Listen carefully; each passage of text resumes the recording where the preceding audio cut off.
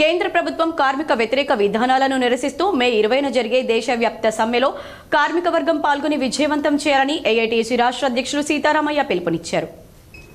GDK2 England గనిపై శనివారం AITUC RG1 సహాయ కార్యదర్శి రంగు శ్రీనివాస్, ఫిట్ సెక్రటరీ పొన్నాల వెంకటయ్య అధ్యక్షతన జరిగిన గేట్ మీటింగ్లో ముఖ్య అతిథిగా పాల్గొన్న ఏఐటీయూసీ అధ్యక్షులు వాసిరెడ్డి సీతారామయ్య మాట్లాడుతూ కేంద్ర ప్రభుత్వం ప్రభుత్వ రంగ సంస్థలను అన్నింటినీ అమ్మివేయడమే కాకుండా కార్మికులు పోరాడి సాధించుకున్న 44 చట్టాలను మార్చి 4 కోడులుగా మార్చే చట్టం చేయాలని చూస్తుందని, దాన్ని కార్మిక వర్గం అడ్డుకోకపోతే కార్మికుల హక్కులన్నీ హరించుకుపోతాయని తెలిపారు. అందుకే మే 20న జరిగే దేశవ్యాప్త సమ్మెలో కార్మిక వర్గం పాల్గొనాలని కోరారు. అలాగే మార్చి 7న CNMDతో జరిగిన స్ట్రక్చర్ మీటింగ్లో చాలా సమస్యలను ముందుంచడం జరిగిందని, ముఖ్యంగా డిపెండెంట్ ఉద్యోగుల వయసు 40 సంవత్సరాలకు పెంచిన తరుణంలో అందులో వచ్చిన సమస్యలను పరిష్కరించాలని, మారుపేర్ల విజిలెన్స్ సమస్య, సొంతింటి పథకం, అలవెన్స్పై ఇన్కమ్ ట్యాక్స్ రద్దు తదితర సమస్యలపై చర్చించడం జరిగిందని, వీటన్నింటిపై ఉన్న లోటుపాట్లు, సాధ్య అసాధ్యాలపై కమిటీలను వేయడం జరిగిందని, కమిటీల నిర్ణయం వచ్చిన వెంటనే పరిష్కారం అవుతాయని తెలిపారు. అలాగే సింగరేణి కార్మికుల మనుగడ సాగాలంటే కొత్త బావులు రావాలని, కొత్త బావులను వెంటనే ప్రారంభించాలని కోరడం జరిగిందన్నారు. కొత్త బ్లాకుల వేలంపాటలో సింగరేణి యాజమాన్యం పాల్గొనేలా అనుమతి ఇవ్వాలని ప్రభుత్వాన్ని కోరడం జరిగిందని తెలిపారు. సింగరేణి కార్మికుల సమస్యలను పరిష్కరించడంలో గుర్తింపు సంఘం ఏఐటీయూసీ పనిచేస్తుందని, కానీ చేతగాని కార్మిక సంఘాలు పనిగట్టుకుని అబద్ధపు ప్రచారం చేస్తున్నాయని ఆరోపించారు. కేంద్రంలోని నరేంద్ర మోడీ ప్రభుత్వం ప్రభుత్వ రంగ పరిశ్రమలని అమ్మేయటం, కార్మిక హక్కులు బ్రిటిషర్స్ పీరియడ్ నుంచి కార్మిక వర్గం ఈ దేశంలో పోరాడి 44 కార్మిక చట్టాలను సాధించుకుంటే ఈ 44 కార్మిక చట్టాలను కూడా రద్దు చేసి 4 కోడులుగా మార్చి భవిష్యత్తులో కార్మికులకు ఎలాంటి హక్కులు లేకుండా చేసేటటువంటి ఈ చట్టానికి వ్యతిరేకంగా మే 20వ తేదీ నాడు భారతదేశ వ్యాప్తంగా జరుగుతున్న సమ్మెలో సింగరేణి కార్మికులు కూడా పాల్గొనాలని విజ్ఞప్తి చేస్తూ ఉన్నాం. ఈ సమ్మె నోటీసులో ఆల్ ఇండియా సమస్యలతో పాటు సింగరేణి కార్మికుల సమస్యలు కూడా జోడించి గుర్తింపు సంఘంగా ఏఐటీసీ సమ్మె నోటీసు ఇస్తూ ఉన్నాం. ఈ సమ్మెను జయప్రదం చేయాల్సిందిగా మరొకసారి విజ్ఞప్తి చేస్తూ ఉన్నాం. అట్లనే మే 7వ తేదీ నాడు ఏదైతే స్ట్రక్చర్డ్ సమావేశం చైర్మన్ లెవెల్లో జరిగిందో దానికి సంబంధించినటువంటి మినిట్స్ అన్నీ కూడా వచ్చినాయి. మార్చి 7వ తారీఖు నాడు జరిగినటువంటి సమావేశంలో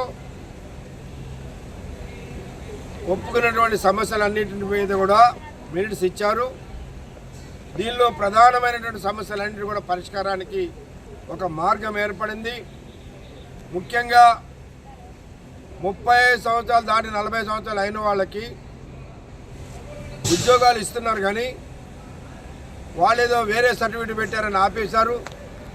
వాటిని పరిష్కారం చేయడానికి మారు పేర్ల మీద పనిచేసినటువంటి వాళ్ళ పిల్లలకి ఉద్యోగాలు పెండింగ్ ఏదైతే ఉన్నాయో వాటిని పరిష్కారం చేయడానికి, కార్మికుల సొంత ఇంటి పథకాన్ని అమలు చేయడానికి, ఇన్కమ్ ట్యాక్స్ ఏదైతే పెర్క్స్ మీద ఆఫీసర్లకు ఇస్తూ ఉన్నారో, కోల్ ఇండియా కార్మికులకు ఇస్తూ ఉన్నారో అదే పద్ధతిలో సింగరేణి కార్మికులకు ఇవ్వాలనే దానిపైన కమిటీలు వేశారు. తొందరలోనే ఈ కమిటీల నిర్ణయాలు వచ్చి పరిష్కారం అవుతాయి. అదేవిధంగా స్కూల్స్కి సంబంధించి CBS సిలబస్ తోటి స్కూల్స్ నడపాలి సింగరేణిలో అని చెప్పి మాట్లాడిన దానిపైన ఈ సంవత్సరం గోదావరికని సెక్టర్ 3లో CBS సిలబస్ తోటి సింగరేణి స్కూల్ పెడతారు. వచ్చే సంవత్సరం శ్రీరాంపూర్లో ఏర్పాటు చేస్తారు. ఈ విధంగా సింగరేణి వ్యాప్తంగా స్కూల్స్ మంచి స్టాండర్డ్స్తో నడపడానికి మరి జరుగుతూ ఉంది. అట్లాగే హాస్పిటల్స్ హైదరాబాద్లో సూపర్ స్పెషాలిటీ హాస్పిటల్ కట్టాలి.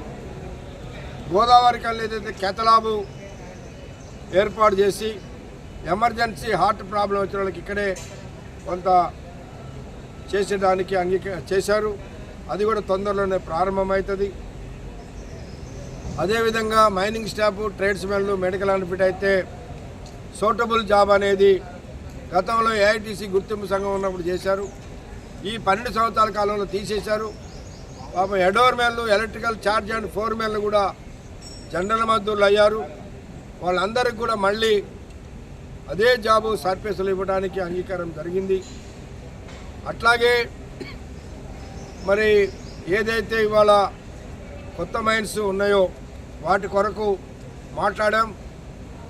కొత్తగూడెం VK7 మైన్ కానీ, ఎల్లందు రొంపేడు మైన్ కానీ తొందరలో ప్రారంభమైతే, అట్లనే తాడిచెర్ల 2 అదేవిధంగా వెంకటాపూర్ మైన్ని తొందరలో మనకి ఇచ్చేటట్టుగా, అవసరమైతే వేలంపాటలో పాల్గొనైనా దాన్ని తీసుకోవాలని చెప్పేసి కోరాము.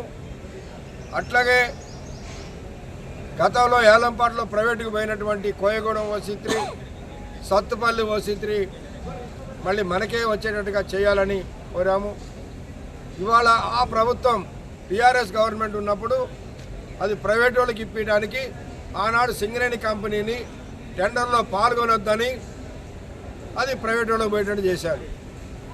ఇవాళ ఆ మైన్స్ సింగరేణికి రావడానికి అవకాశం ఉన్నా ఇవాళ సత్తుపల్లిలో ప్రైవేట్ వాడికి మట్టి పోసే అవకాశం లేదు, వాడి స్థలం లేదు.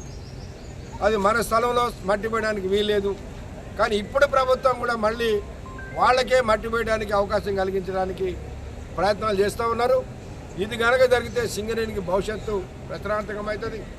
ఈ గేట్ మీటింగ్లో ఏఐటీసీ కేంద్ర కార్యదర్శి కె స్వామి, ఉప ప్రధాన కార్యదర్శి మడ్డి ఎల్లగౌడ్, ఆర్జవన్ కార్యదర్శి ఆర్ఎల్లి పోషం, GM ఆఫీస్ ఫిట్ సెక్రటరీ రాజు, నాయకులు మాదాల మహేష్, రాజు, ఎస్ వెంకట్ రెడ్డి, జలపతి, వెంకన్న, శ్రీనివాస్, గండి ప్రసాద్, రాజయ్య, సదానందం జీవన్, మునిందర్, రాజయ్య, శంకర్ తదితరులు పాల్గొన్నారు.